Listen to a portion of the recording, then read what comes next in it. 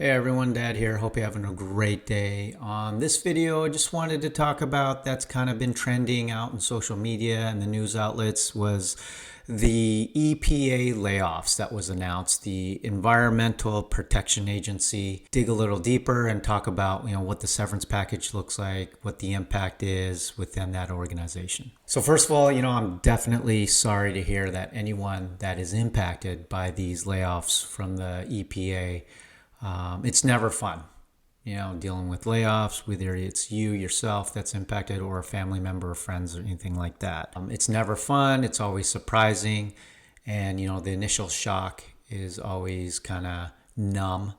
And then, as you go through the next day, the next hour, the next afternoon, it becomes a little more frustrating, angry, anxious about what the future brings, the unknowns per se. Because you always feel like you want to be in control of your situation, but unfortunately, layoffs, they're never usually in your control. So as we see here, one of the articles I just pulled, this was from July 18th, so it was on Friday. It's July 20th today. It's just, the EPA plans to lay off employees, eliminate its standalone science branch. This reduction in force will ensure we can better fulfill that mission while being responsible stewards of our hard-earned tax dollars. So I guess it shows here, the agency doesn't know how many employees will be given a RIF notice or reduction in force notice. The EPA will save, almost $750 million. Early out options for employees within the EPA workforce. 12,448 employees. It's down, I guess, right around from 16,155 personnel back in January. But anyhow, obviously it's going to be an impact on that. I guess it's TBD as far as how many people will be impacted through this RIF. So I guess part of it is just looking at the severance pay eligibility. I did a Google kind of AI search on this. Severance pay eligibility, to be eligible for severance pay, employees must be serving under a qualifying appointment.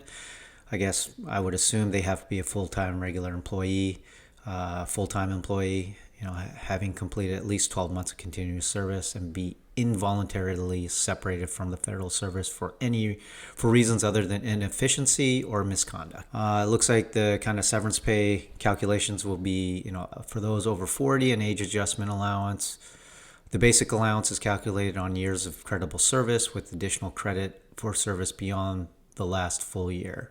As we scroll down here, it doesn't really say much as far as what the allowance is, but I would assume what the severance pay would look like is just like standard with maybe in the corporate world, at least the times I've been involved with the layoff is I think it's 2 weeks severance for every year of service from when I've kind of been experiencing. So I don't know what the EPA is, but I would assume it's probably something similar like that. And I don't know, I'm sure a lot of these people have been around for a while within the EPA. Again, it's really sad. It's unfortunate, but I think part of it is just, we've always heard the kind of rumblings with the government, and you look at our deficit as just, we need to button it up a little bit as far as when it comes to spending a little bit. I've experienced 4 layoffs, granted it's in the private sector,